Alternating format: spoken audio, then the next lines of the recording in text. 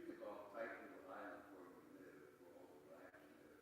It was a place where we could live and move and have our way of life without being put aside by white people.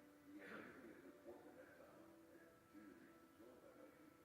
I don't think our country does enough to set up opportunities for questioning your own values, but being able to step back and say, you know what, maybe the way I view the world isn't exactly how the world really is. I really believe the lectureship became to be because Dr. Polk was relentless. America and Dome and surrounding places continue to be fractured, fragmented, and frail. And if we don't create a space where we can have braver conversations, it's not going to make a difference. It allows conversations to start. And I think that any change making in this world starts with conversation. It starts when people come together and also gives an opportunity to think and self-reflect about where am I in this journey to becoming an inclusive leader. And that's exactly what the Polk lectureship does. There was always some conversation at our table about racial issues, changing, helping churches in suburbia, downtown Chicago, changing standards about race. But the lectureship is an invitation to think more critically. We don't want a student to go away saying, I was never aware of any racial tension. Here is the microcosm that provides a platform to explore with different ideas, different concepts, with people from different upbringings and experiences and worldviews. And if you're able to do that here and engage with differences in a productive manner, not only are you going to be a better leader, you're also going to be part of keeping the peace in this world. It gives people a different perspective, and it lets people walk in other people's shoes when they've never had that time before. And all of a sudden you're sitting there going, wow, I never had to worry about walking down the street at 9 o'clock and being pulled over by the cops because I was in a good neighborhood and my skin color was a different color than white. And knowing what some people have had to endure makes me much more open. It makes our students more open to maybe they're reacting this way for a reason. That deconstructs some of the stereotypical images that they have about folks who look like me, that they see beyond the melanin, but they see the intellect. And then they begin to, in their mind, formulate their own action plan, recognizing that it is doable, trying to center themselves as future change agents and not to run from the truth. You know, all they needed was the exposure. That I was the first black student to graduate from Dome.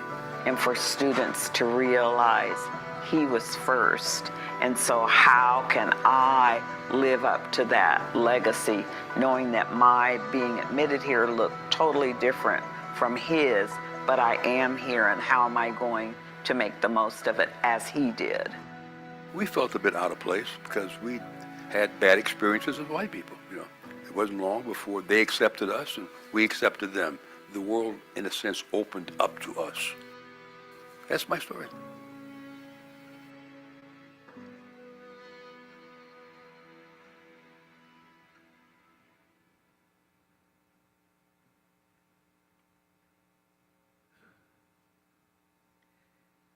Will you confess with me a memory, if it is your memory, when you discovered that if you put two different colors of crayons together, you could create new colors?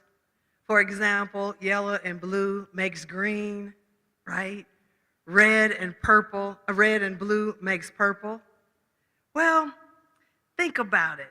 But if you put black with anything, it turns the shade of black that is beautiful, brilliant, bodacious, even a blessing. And tonight, we have a combination of a mother who was an educator, a master teacher, and a father who was a drum major for justice and equity, who co-mingled to co-create a composite of compassion and kindness, a certainly gift to humankind, who exudes graces and ensures spaces for everyone. Tonight, we are honored to have Dr.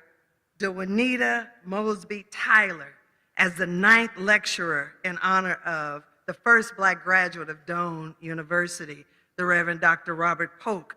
So sit back, listen up, and get ready to paint a new picture, to canvas this world a very new color as we see this portrait that will be presented to you tonight by this wonderful human being. You can read her bio. She's amazing. Will you give a round of applause for Dr. Mosby Tyler?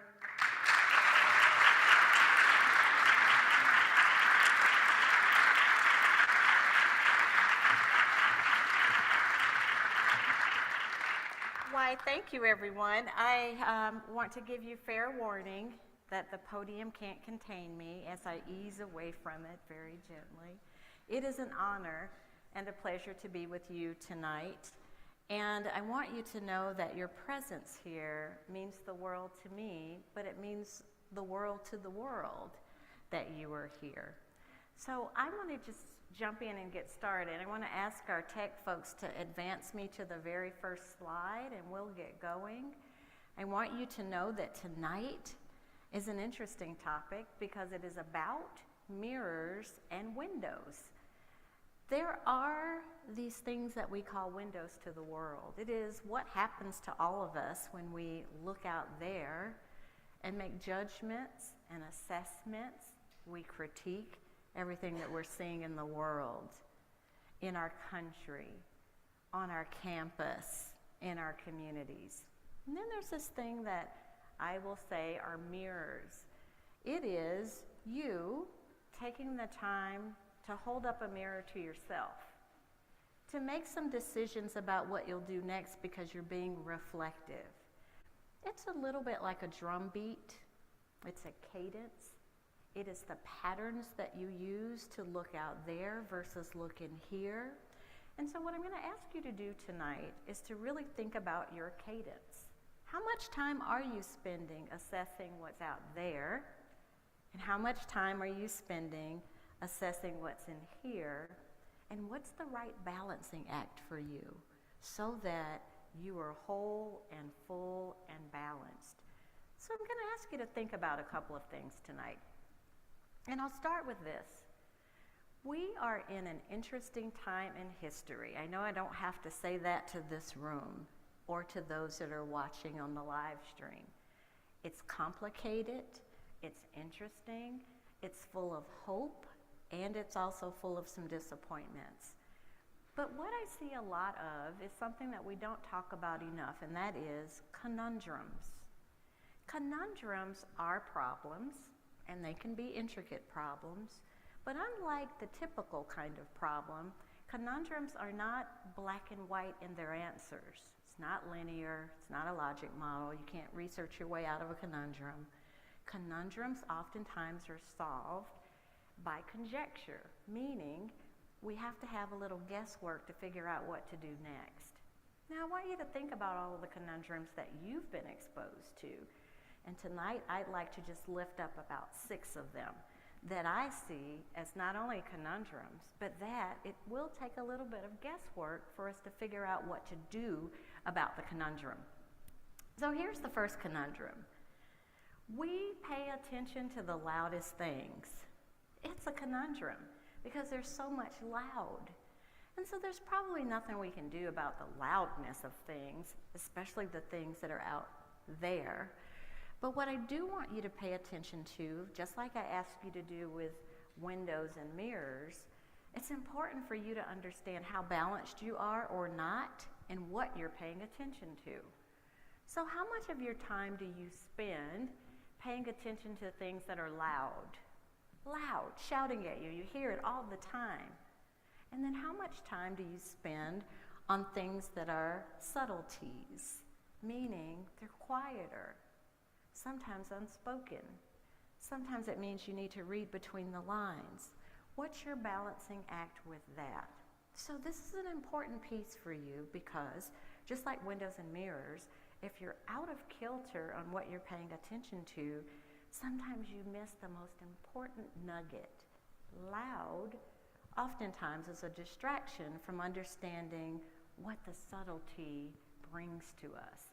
So be thinking about that along the way. What are you noticing most, and what are you paying attention to most? That's a conundrum. Here's another conundrum. There's just a lot of stuff coming at us at one time. Everywhere you turn, there's a thing. There's a thing to think about. There's a thing to read. There's a thing to listen to. There's a thing to contemplate. There's a thing to assess. There's a thing to get rid of. There's just a lot coming at us.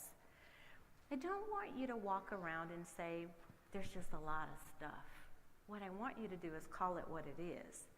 It's called the recency effect. The recency effect is what happens to us when we tend to focus on the most recent things, and then we kind of forget about what got presented to us earlier. So, you know this, if you turn on the TV, every 5 minutes there's a new breaking news story, and you might remember that, but you'll forget what was on the news yesterday or the day before. And so the problem with the recency effect is that it keeps us from connecting the dots. We only remember what's in front of us, and we won't then remember its connection to things that already happened. So, you have work to do in this conundrum. How often are you detached from the full story because all you remember is what's in front of you right now? I tell my 3 young adult children very often that everything wasn't invented last week. Even though I think they think everything was invented last week, that's living in the recency effect. They don't have a story to connect it to sometimes. So I always say to them, I always want you to pay it forward, but I always want you to play it backwards. Pay it forward, play it backwards. And it's a reminder that if you haven't connected what's in front of you to something that's already happened, you might in fact be ill-informed in the story. It's not a complete story. So be thinking about how you are seeing the conundrum of the recency effect out there in your window work. And then I want you to turn into your mirror work and think about how often you are the culprit in recency effect. How much are you putting all of the weighting of what you understand on what's in front of you right now? So here's the other one. This is a really interesting conundrum for us, and that is leadership competencies have changed. And when I say leadership, I mean everybody in this room. Each of you is a leader in your own way. I just talked to students earlier today, and I said leadership doesn't start when you age. Leadership starts right now. You don't have to wait 20 years out to say, I'm a leader. You're a leader right now, and it will be strengthened and it will evolve as you age. However, the times have changed now. And so leadership has to change with those times. So have we changed with the way the times have changed? I just want you to think about it. We have in some workplaces now 6 generations in the same workplace. And each of those generations have learned about leadership in a different way. I remember in the good old days, 1970s, when we learned about leadership in a very linear way. It was, there's one right way to do things, teach people how to do it that way, monitor them to make sure that they do it that way. It's a scientific management theory. It was the basis of how we learned leadership. Now, I wasn't wise enough now to know that that probably was not going to leave much room for innovation, but it works great in manufacturing because you don't want people to get creative on the assembly line. But when you fast forward to 2024, we have a different kind of leadership competency that's needed. It's more equity-centric leadership, meaning we now are concerned with the relationship between human beings and the systems that they work in. And is there anything about the system that harms the people that are a part of the system? Equity-centric leadership always is on a quest to take the harm out of systems so people can thrive in the system. These kinds of leadership dynamics are important for us to understand. I also want you to know that this notion of thinking about subtleties, I mentioned that a minute ago, is also a really important part of this leadership competency of the future. Discernment, knowing how to read between the lines, understanding what silence means, Those are leadership competencies for now. It's equity-centric leadership. So, again, in leadership, if you only are responding to the loudest, most obvious things, and you've missed the opportunity to see the subtleties and to respond to things that are yet to be said, then we've missed the mark on this evolving type of leadership. So keep thinking about that one as a conundrum. This is the most profound slide I could ever make. We're tired. We, and I mean we, all of us, collectively are exhausted.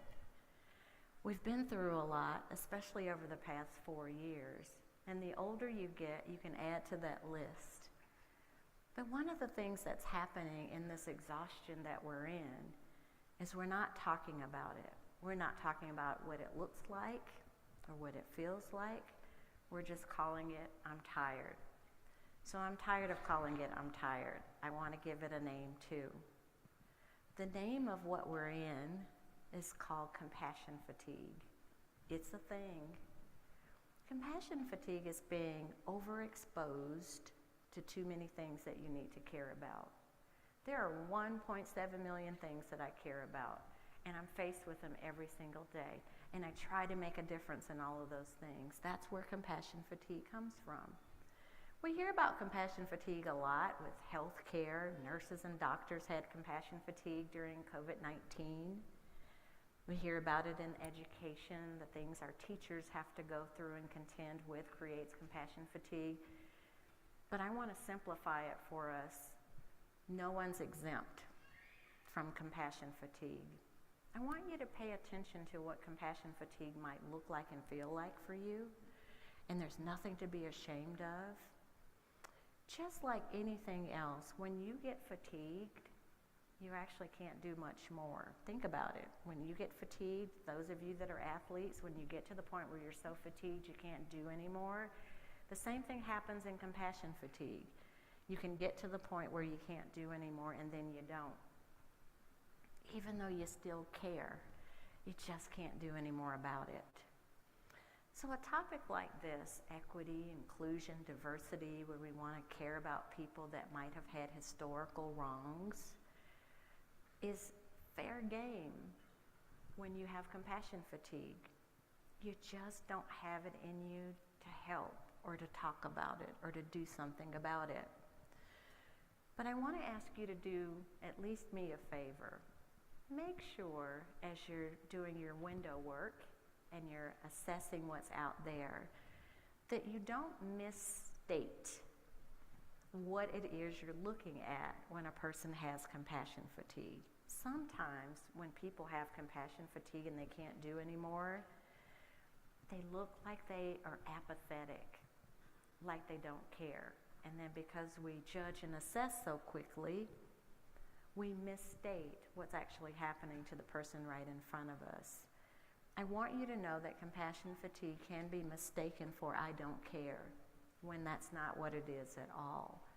So kindness and grace to people that are in that would be important. And so I would pay attention to the subtleties on what compassion fatigue might look like. It's really important. The other thing that I see a lot of that really has something to do with we're tired is I do see a lot of imposter syndrome, and it's a conundrum. Imposter syndrome is a phenomenon that is not to be ignored, but it also doesn't discriminate. It can happen to all of us. Everybody's fair game. Imposter syndrome is that feeling that you have when you don't feel credible. You don't feel as smart as everybody else. You feel less than, and nobody ever told you that. Your head is telling you that, and you believe what it's saying. It's like being an intellectual fraud, and you don't want anybody to find out that you don't know what the heck you're talking about. You know, I felt that a minute ago before I came out on stage. Every now and then, it just creeps up on you, and it tries to convince you that you're not the one that should be talking about this. Why do I want you to know about this? It's because it makes you tired, too. And oftentimes, compassion fatigue is directly correlated with imposter syndrome. So what I want you to know about imposter syndrome is when it's happening to you, there's a visceral reaction in your body. You can feel it because you have a feeling that you're shrinking. You can almost go through the floor when you've got imposter syndrome. Imposter syndrome makes you question everything that you already know is true. All of you. You have the brain trust in this room to move mountains. Imposter syndrome will tell you that you don't.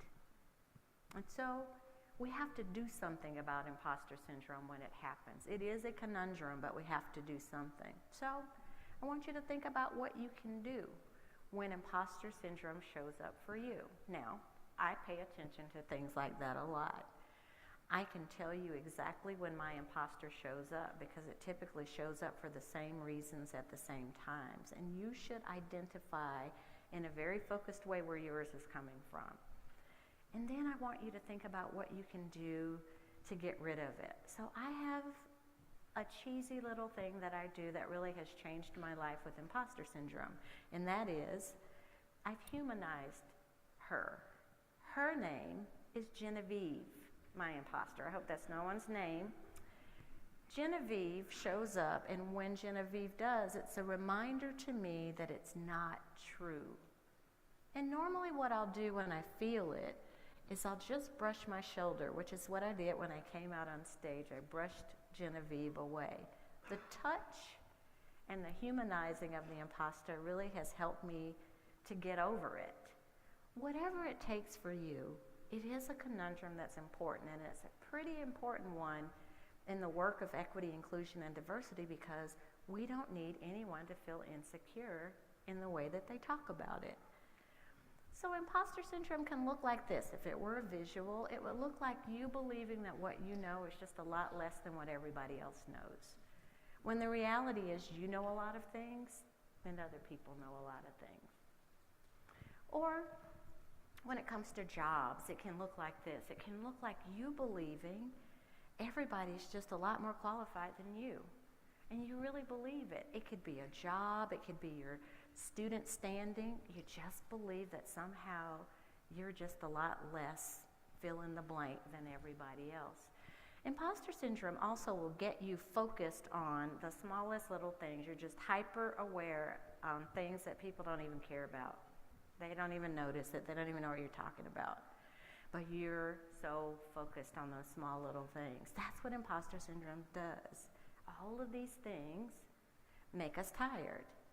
When we're tired, it's harder to engage in the work of equity, inclusion, and diversity, which leads me to the next conundrum.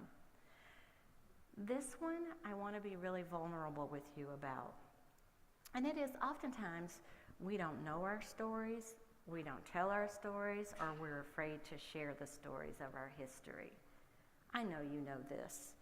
We have a complicated U.S. history, and it is quite likely that even in the room that we're in today, that your story might fly in the face of my story, and my story might fly in the face of your story. And a phenomenon that's happening then is then we don't tell our stories.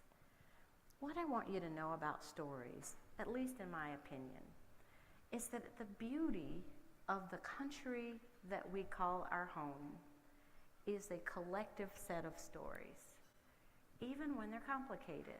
We already know our history is complicated, so we shouldn't really be guarded about the stories that we tell. Your story has something to do with my story. And no matter where you came from, where you lived, where you grew up, somehow our stories are connected. And the richness of this country has everything to do with that beautiful tapestry of our stories, even when they're hard. So I want to model that for you just a little bit. I want to tell you a quick story that's everything that I just said. It's a complicated one.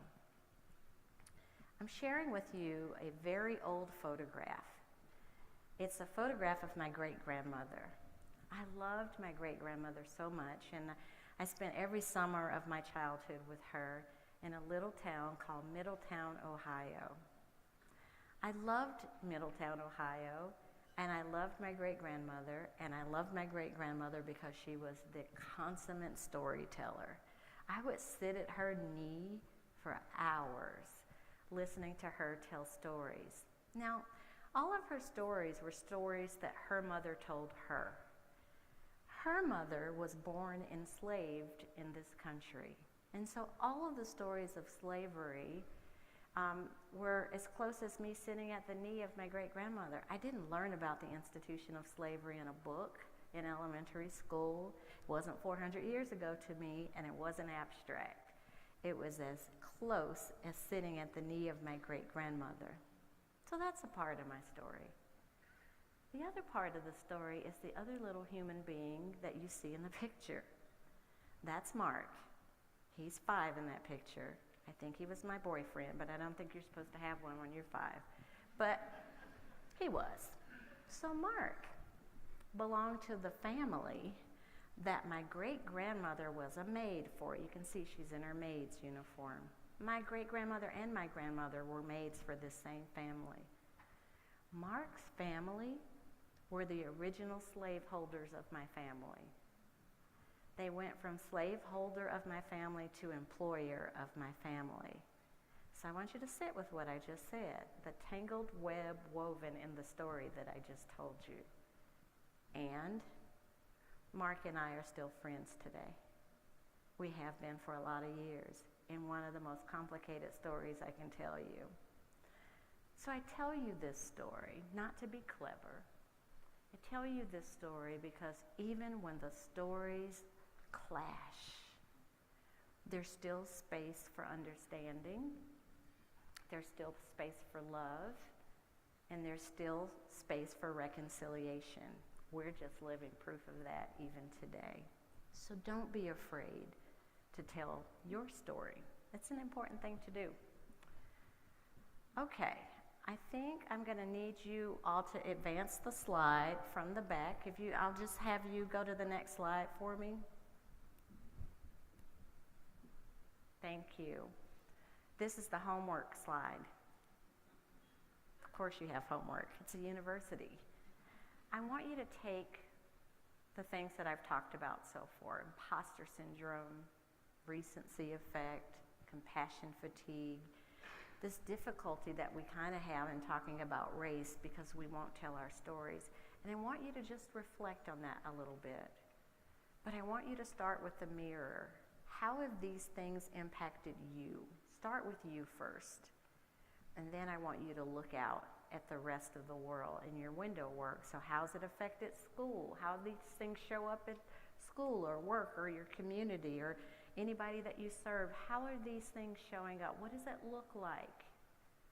And what are we going to do about it? How will we heal it or mitigate it so that people aren't walking around in some of these phenomenons that we call conundrums? So let's go to the next slide. And this one is an interesting thing for us to also be thinking about. Let's advance it once.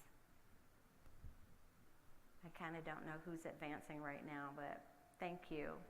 Let's go to this, this conundrum that we often normalize, and it is normalizing the elephant in the room. Let's go to the next slide. I want you to see the elephant in the room. Sometimes the elephant in the room is a person or people, and sometimes the elephant in the room is a system or a process. So if we go to the next slide, whoever's controlling the slides, I want the audience to see what I'm talking about. We have learned as human beings how to navigate elephants. I want you to think about, in your life, what and who the elephants are. Elephants are barriers. They get in the way of things, and we have learned how to navigate around them. And that elephant in the room navigation and the way that we have normalized that isn't healthy for anyone. We have to start to talk about what and who the elephants are. Creating an oppressive system doesn't benefit everyone, and leaving the elephant squarely in the middle of the room is problematic. Let's go to the next slide, and let's talk about some things that I think are conundrums, but are also the elephant in the room. I talked about this earlier with some of the students here at the university. We are talking about a lot of different things these days. You've heard all the words and all the acronyms. It's DE&I, it's JEDI, it's EDI, it's whatever your acronym is. It's a whole lot of words. And people are really confused about what all these words mean and what are you supposed to do with them? How do you operationalize an acronym? And so the confusion has created, in some cases, disconnects from the work altogether.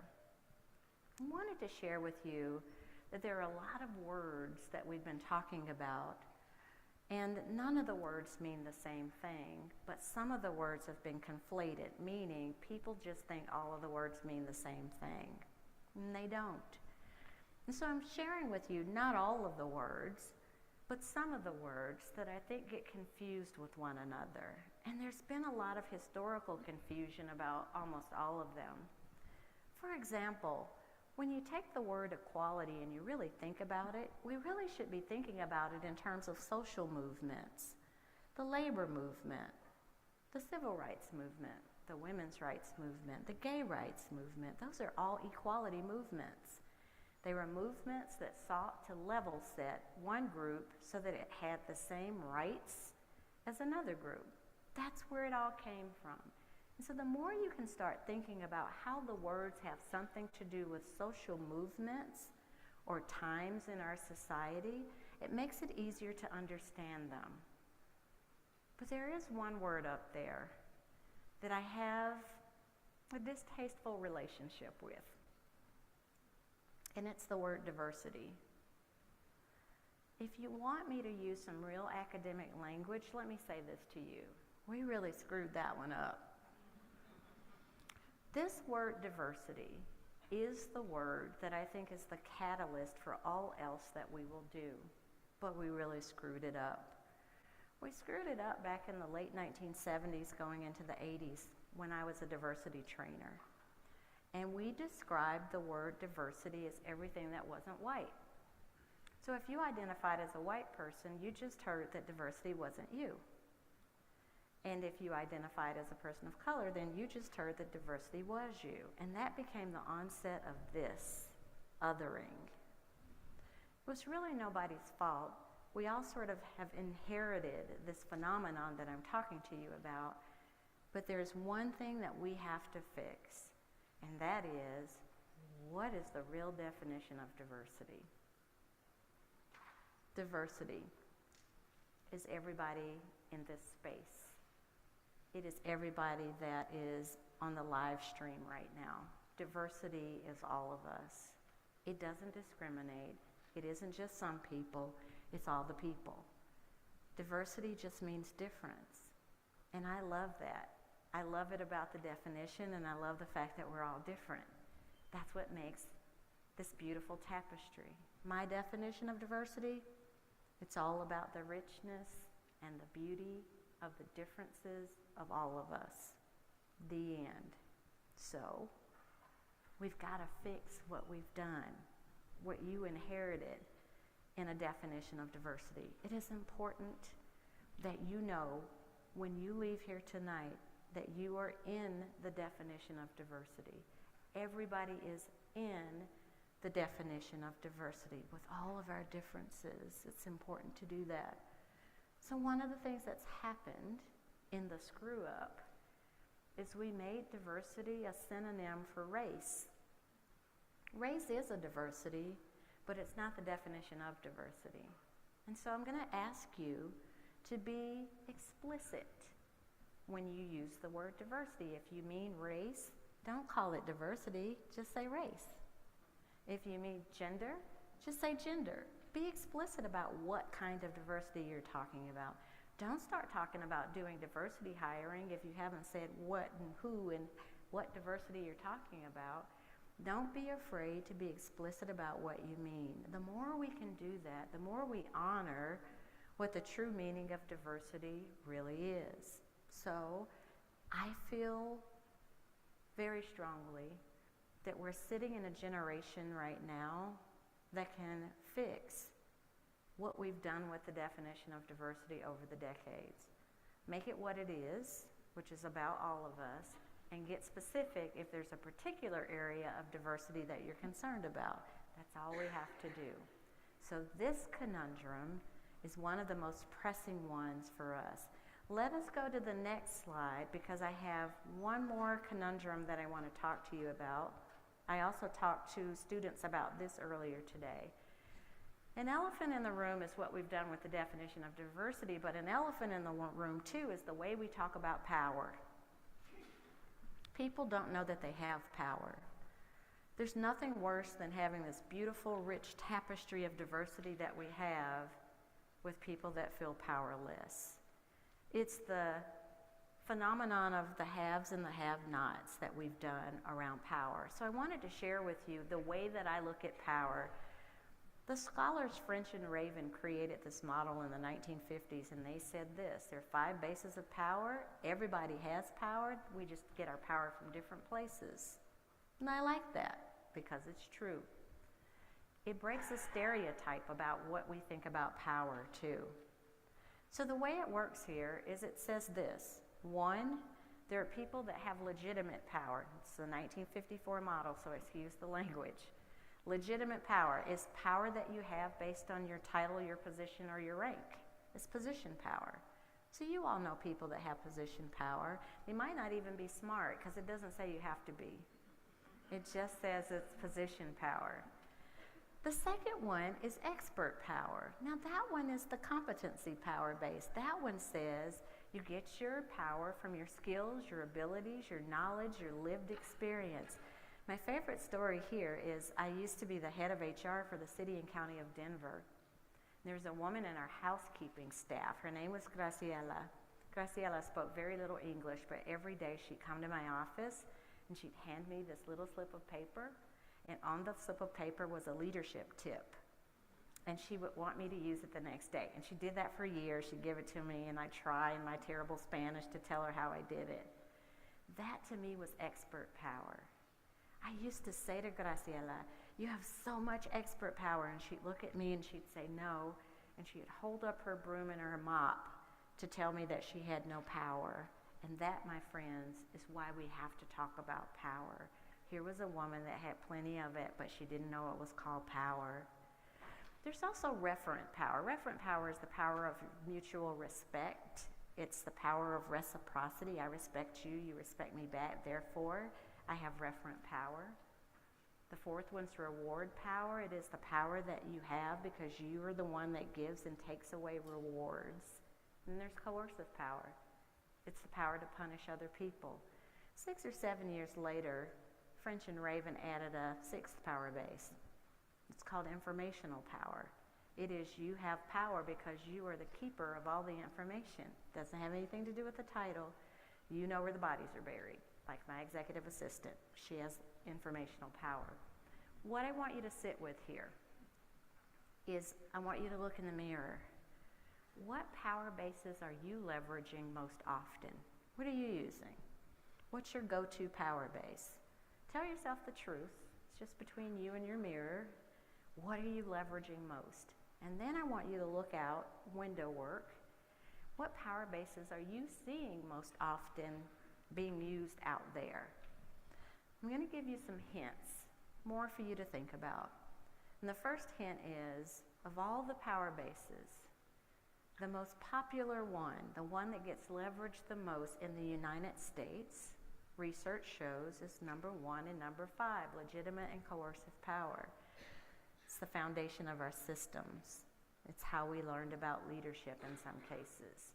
I want you to sit with that. What does that really mean for us in the spirit of creating systems of equity, inclusion, diversity, belonging? How do we do that if foundationally our go-to position is legitimate, coercive power? And now, I want you to imagine a world that's different than that. A world that you'll be proud of and you'll be a part of, which says, what if the world's dominant power bases were 2 and 3, expert referent power? What if everybody's expertise could be honored, their lived experiences, that mutual respect is where the real power was. I want you to reimagine a world with different kinds of power bases. And for the young leaders that are in the room and on the live stream, you have the transformational opportunity in the work of equity, inclusion, and diversity to set the stage for what the optimal power basis could be for the future. So I'm going to go to the last slide now. I think it's the perfect way for me to end all the things I've had to say to you about conundrums. Sometimes with conundrums, it requires you just take a risk. Just try it. See if you can make a difference. And I can't think of a better picture than this one to illustrate that point. So it's another old picture, except this time it's me at 5 years old. I wanted to be a ballerina. I told my parents I wanted to be a ballerina. I'm sure they rolled their eyes at me because I don't know why I wanted to be a ballerina. I wasn't a great dancer, but I wanted to be, and they said okay. So my mother put me in the car and she took me to a ballet school. When we got to the ballet school, the people at the counter said, "We don't accept Negroes here." My mother didn't say a word. She just put me back in the car and drove to the next ballet school. We got to that ballet school, we went in and we got to the counter. The people there said, "We don't accept Negroes here." Now my mother puts me back in the car and she drives to ballet school number 3, 4, and 5. And now you know the script. "We don't accept Negroes here." So this time I asked my mom, "Well, why don't they want me?" And my mother said, as only your mother could say, "Sweetheart, they don't know how excellent you are yet," which is beautiful, except when you're 5. It makes no sense. And I was devastated. So next day, I went to my all-black inner-city Atlanta kindergarten class. I grew up in segregation during the Civil Rights Movement. And in walked that lady that you see in the picture. She was stunning to us for a lot of reasons, including, 1, we had never seen a white person at our school before. And 2, she was a ballerina. She was dressed like one too. She was in leotards, tights, and a tutu, and she was just standing in front of us. And she said, "Good morning, class. My name is Miss Ann, and I'm going to be your ballet teacher." And that's really the end of the story. But here's the moral of the story. You're looking at a picture of when I think I first learned about what equity really is. And this is what I learned about it. I learned that sometimes this work of equity, inclusion, diversity, justice can come in unlikely packages. I'm saying that to you because I don't want you to write yourself off as being that. It could be you. The second thing that I learned is that equity work takes bravery and courage. I want you to imagine the time we were living in this picture. She wasn't even supposed to be in that neighborhood, let alone bucking the system, which is exactly what she was doing. She was removing the elephant in the room so that I might be able to participate. Lastly, I learned from this picture that this work takes love and caring. And if you don't have that in you, you're not going to do it. So this picture, in a gender-neutral, race-neutral kind of way, reminds me of what Dr. Polk has done here, the reason that we're here tonight. I want you to think about how just him showing up changed the trajectory of so many lives, just like how Miss Ann showed up changed the trajectory of my life just because she was there. Each of you is filled with those same possibilities that because you love, because you're brave, because you might be unlikely, that you have the possibility of shifting entire systems, and entire lives. So I want to leave you with the Miss Ann story because it is the story of you. And now, conundrum solved. Thank you, everybody.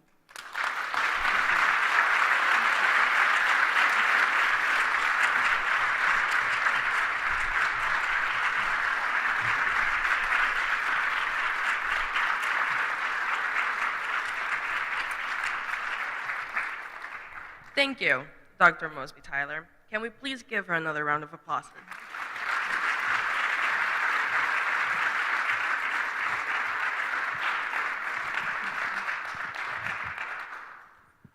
That was wonderful. Thank you. We have a few questions for you.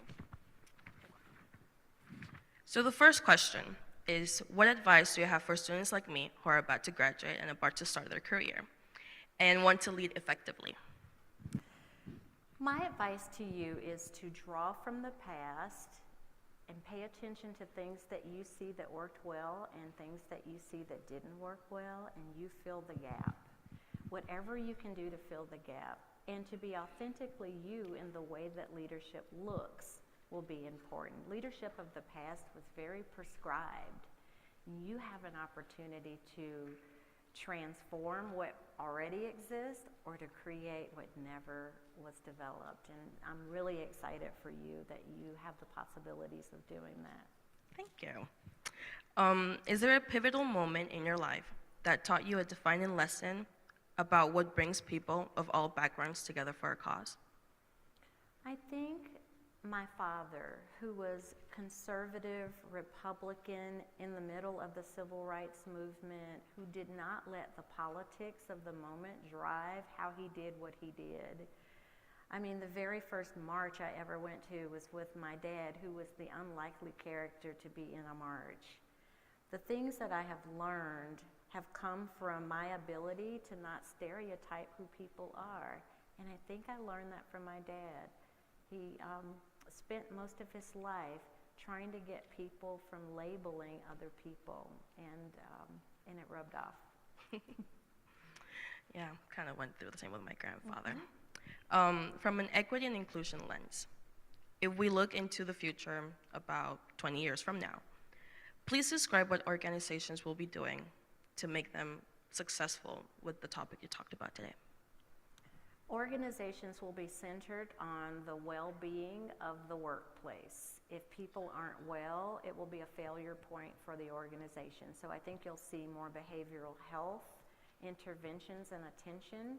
I think the words tired should be eliminated. People should work hard and be glad about working hard, but not to the point of exhaustion. So I don't think we'll have these exhausted kinds of workplaces. I just don't think the employee of the future will bear that kind of a burden.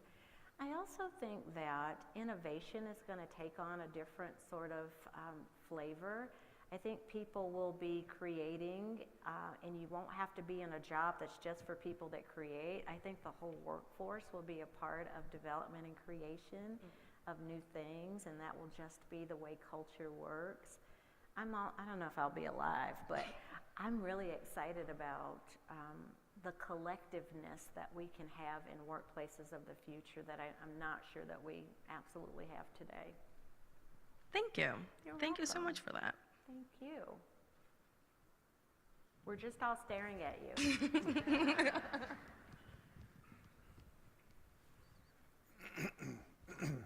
Good evening, everybody. Good evening. Good evening, everybody. There we go. I'm Roger Hughes. I'm president of Doane University, and on behalf of Doane, let me express my deepest gratitude for your attendance at the 9th Annual Robert L. Polk Lecture on Race and Social Justice. Your presence helped make this event truly meaningful and impactful. I want to extend a special thank you to Dr. Mosby Tyler for her inspiring and thought-provoking address as our featured speaker. Her insights on exploring the mirrors in our lives will serve to enrich our understanding and commitment to advancing racial equality and social justice.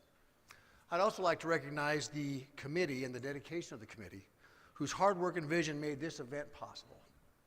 Your efforts in organizing such an important lecture series is deeply appreciated. Tonight, we pay special tribute to Reverend Dr. Robert L. Polk, for his courageous efforts in building bridges throughout his lifetime in ministry. His commitment to transforming lives and communities through advocacy for change continues to inspire us all. In light of Dr. Polk's profound impact on our university and beyond, I am thrilled to announce that Doane's new open-air theater will be named the Robert L. Polk Open Air Theater.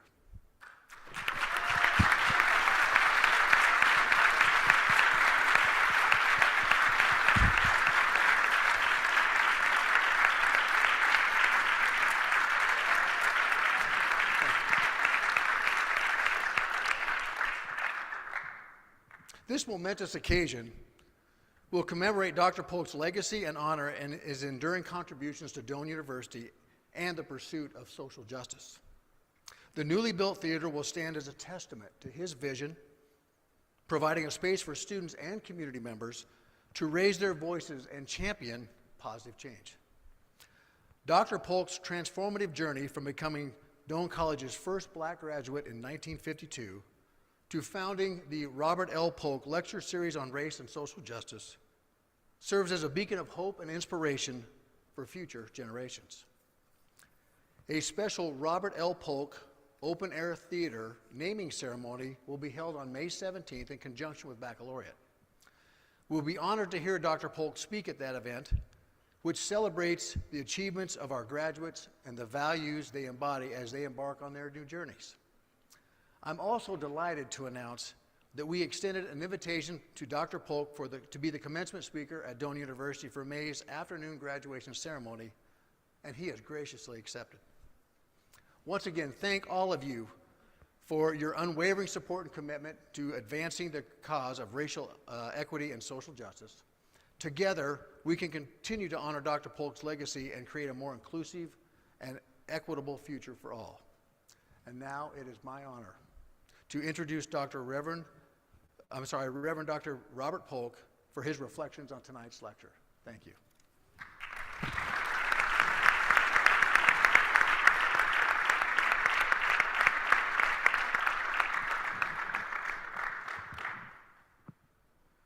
Good evening, everyone.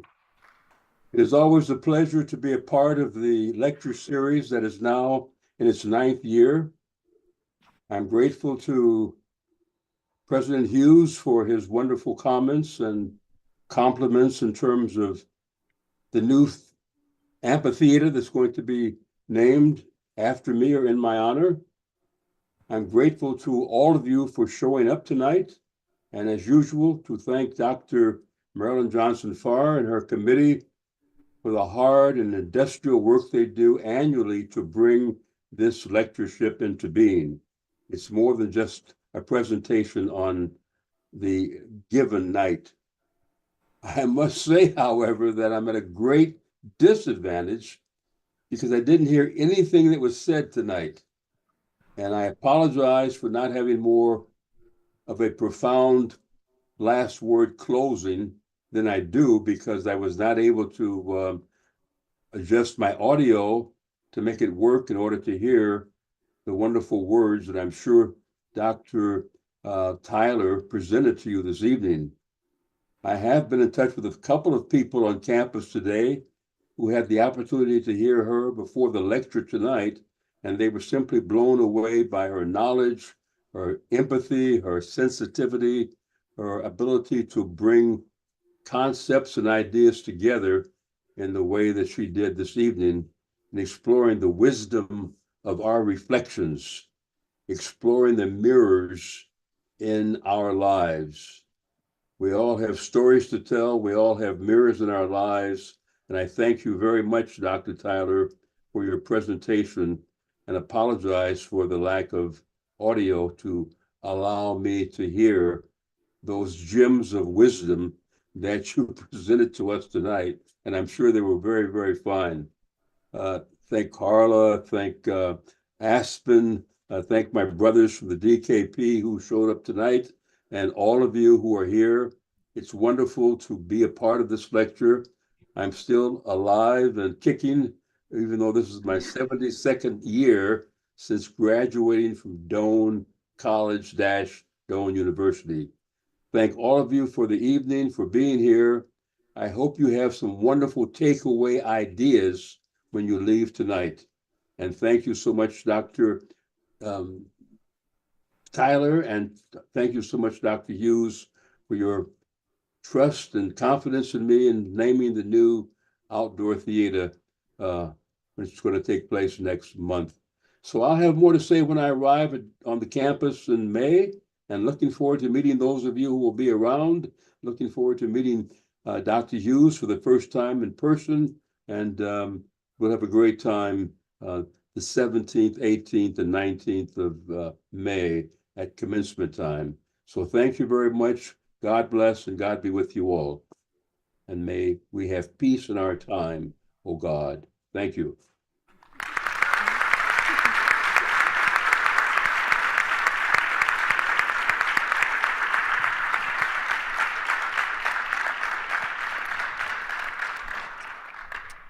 Thank you to Dr. Robert L. Polk, our 2024 lecturer, Dr. Dwinita Mosby Tyler, President Hughes, and Dr. Cooper for your participation. Thank you to our audience, both in person and streaming online. Please feel free to mingle afterwards in the Great Hall. We also have copies of Dr. Polk's new book for sale. We wish everyone a lovely evening, and thank you for your attendance.